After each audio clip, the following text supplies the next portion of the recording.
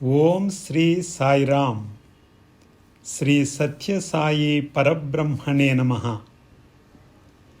కలియుగ వైకుంఠమైన పరమ పవిత్రమైన ప్రశాంతి నిలయ పుణ్యక్షేత్రములో శ్రీ సత్యసాయి భగవానుడు తన మహాసంకల్పముతో ప్రశాంతి నిలయ గోపుర ద్వారములో ప్రవేశించగానే శ్రీ వినాయక స్వామివారిని, ఇంకా కొంచెము ముందుకు వస్తే శ్రీ సీతారామ లక్ష్మణ సమేత ఆంజనేయ స్వామివారిని ప్రతిష్ఠ చేయాలని సంకల్పించారు.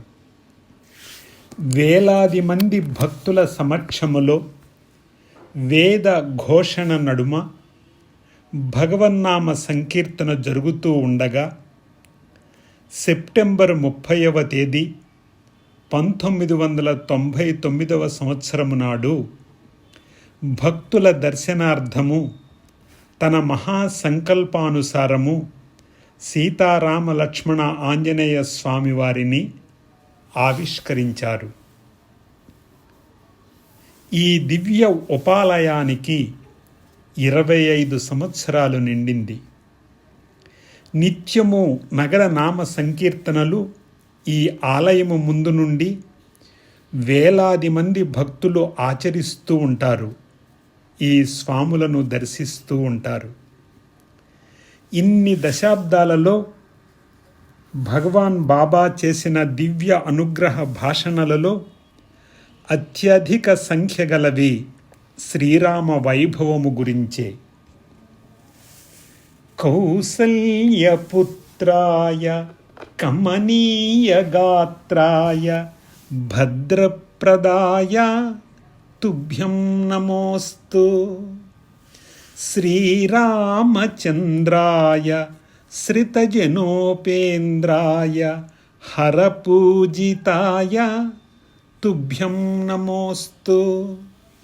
పరమాత్మరూపాయ భంజిత పాపాయ బ్రహ్మార్చితాయ తుభ్యం నమోస్తు.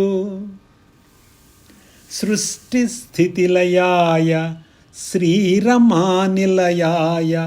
ఆర్తిహరాయ తుభ్యం నమోస్తు. అగణితవతారాయ అత్యద్భుతాయ వరకృపాకరాయ పతిత పావనాయ ఈశ్వరీ తనూజాయ సత్యేశ్వరాయ పర్తి సాయిరామాయ తుభ్యం నమోస్తు. ఆ రామచంద్రుడే ఆరామచంద్రుడై తన బంటులను కనుగొనగా వచ్చే అని అంటారు భగవాన్ సత్యసాయి బాబా వారు. ఒకనాటి దివ్య ప్రవచనములో ఇలా ప్రకటించారు: ఆ రామచంద్రుడే ఆరామచంద్రుడై తన బంటులను కనుగొనగా వచ్చే అని. ఆ కౌసల్య తనయుడే ఈ ఈశ్వరీ పుత్రుడుగా విచ్చేశారని స్వామి చెప్పకనే చెప్పారు.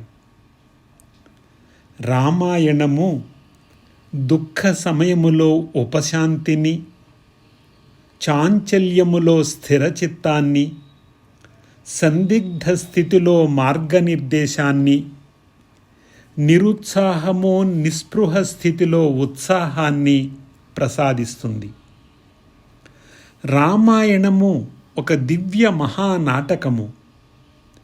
భగవానుడే ప్రధాన పాత్రధారి.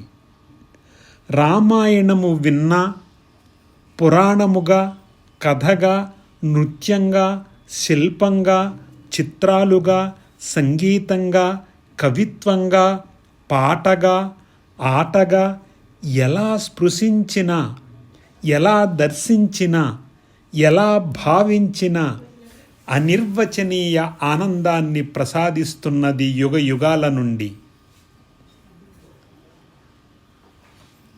శ్రీ సత్యసాయి బాబా వారికి రామాయణము అంటే చాలా ప్రీతి. కారణము, రామాయణములో నైతిక విలువ, ధార్మిక విలువ, ఆధ్యాత్మిక విలువలు నిండి ఉన్నాయి అని. వేదవేద్యుడైన భగవంతుడు దశరథుని కుమారునిగా జన్మించి జగత్తునందు శ్రీరామచంద్రుడై వర్ధిల్లుచున్నాడని మహర్షి వాల్మీకి రచించారు. అతడు సామాన్య మానవుని వలె సంచరిస్తూ ఉన్నాడని కూడా వర్ణించారు. అట్టి రామునిలో దేవునిని దర్శించాడు మహర్షి వాల్మీకి. కానీ అదే రాముడిని మానవుడిగా చూశాడు రావణుడు. రాముడు ధర్మము, రావణుడు అధర్మము.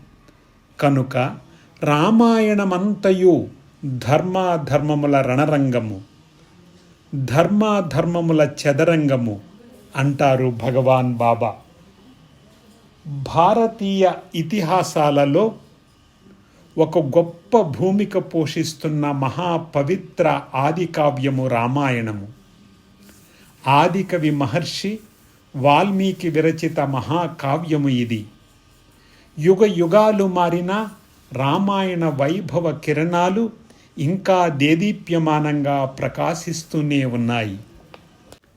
అందుచేతనే స్వామి సీతారామ లక్ష్మణ సమేత ఆంజనేయ స్వాముల వారిని ఆవిష్కరించి భక్తులు దర్శించుకునేలా చేసి వారందరినీ తరింపచేస్తున్నారు స్వామి.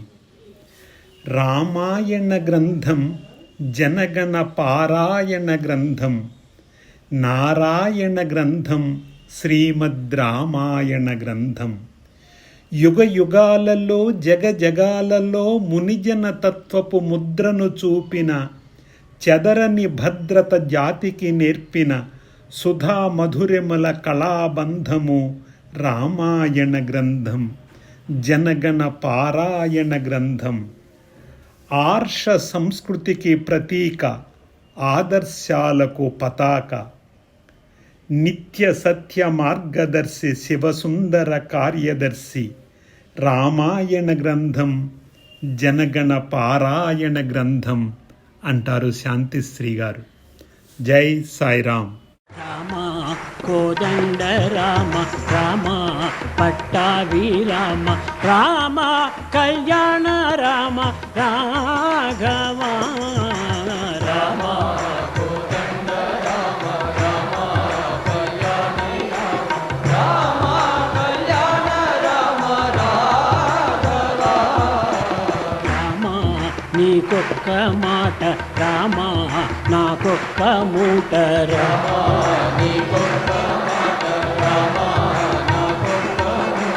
రామ నీ మాటే మాట, రామ నీ బాటే బాట. రామ నీ బాటే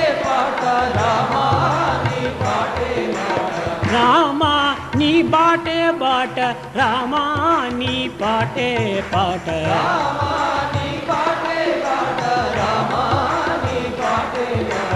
రామ నీకెవరు తోడు, రామ శ్రీకంఠ చూడు. రామ నీకెవరు తోడు, రామ శ్రీకంఠ చూడు. రామ నేను నీవాడు, రామ నాతో మాట్లాడు. రామ నేను నీవాడు, రామ నాతో మాట్లాడు. రామ సీతాపతి, సీతాపతి రామ నీకు మ్రొక్కితి.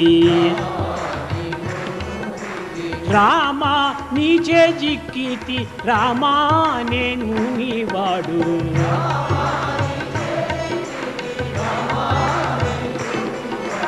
రామ నామమే మేలు, రామ చింతనే చాలు. రామ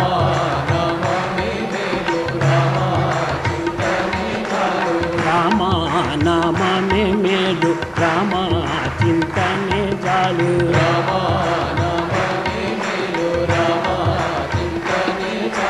రామ నామమే మేలు, రామ చింతనే చాలు.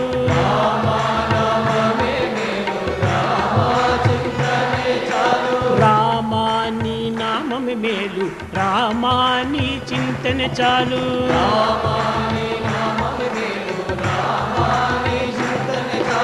రామ నీ నామ నామమే మేలు రామా నీ చింతనే చాలు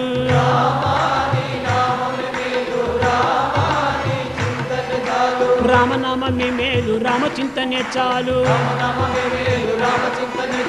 రామనామమే మేలు రామచింతనే చాలు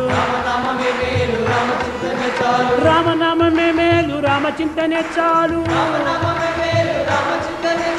నీ చింతనే చాలు నీ నామమే మేలు చింతనే చాలు నామమే మేలు చింతనే చాలు నామమే మేలు రామచింతనే చాలు రామనామమే మేలు రామచింతనే చాలు రామనామమే మేలు నీ చింతనే చాలు నీ నామమే మేలు నీ చింతనే చాలు నీ నామమే మేలు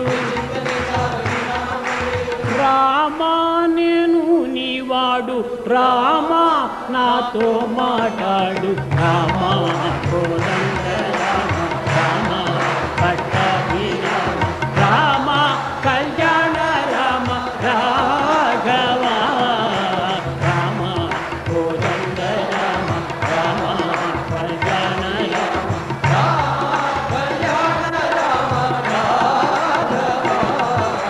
రామ కోదండ రామ